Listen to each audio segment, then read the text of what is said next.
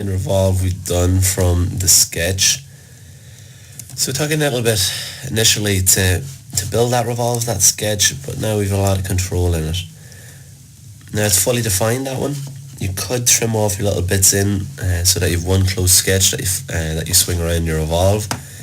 Again, just fully defined that might make it a little bit difficult, but there you go. That's a nice quick way of setting up that Revolve.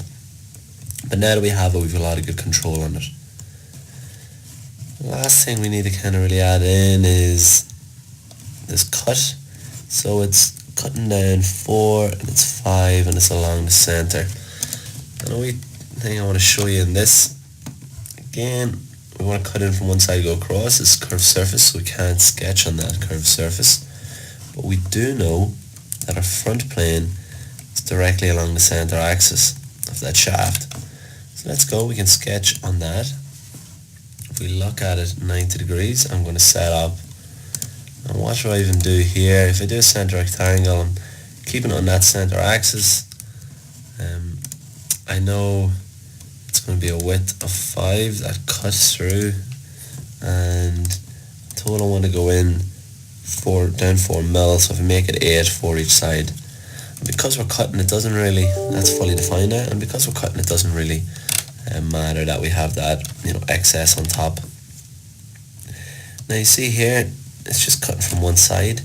Now, a couple of tools, we do mid-plane, that would act as the middle plane, and we can go out equally sparse on either side.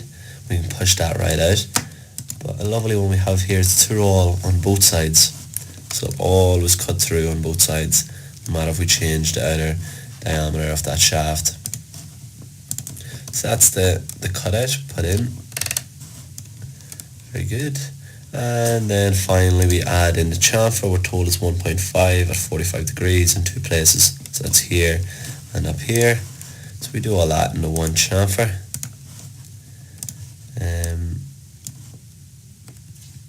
Even though we're still in inches, don't worry about it too much. Obviously yours should be in inches. And a terrible example here that we're giving you. I'm keeping it not in inches, but there you go. And there is our chamfer in. All you would need to do is then add in the cosmetic thread, so you can check out the video on that. Add the material to it. Again, there's a video done on that, and a mass properties video. You can check that out to see if you got the right answer. And you can play around with your dimensions and see how that affects your mass properties. Also quite useful. So I do know I've done this in inches. See, at this stage if I change to millimeters, I'll convert it over. Obviously not the right values for us. But look, you get the gist of how to do the video. So that's the shape you're looking for. Get the right dimensions, and you can add in the cosmetic threads and finish it off. Okay, good stuff.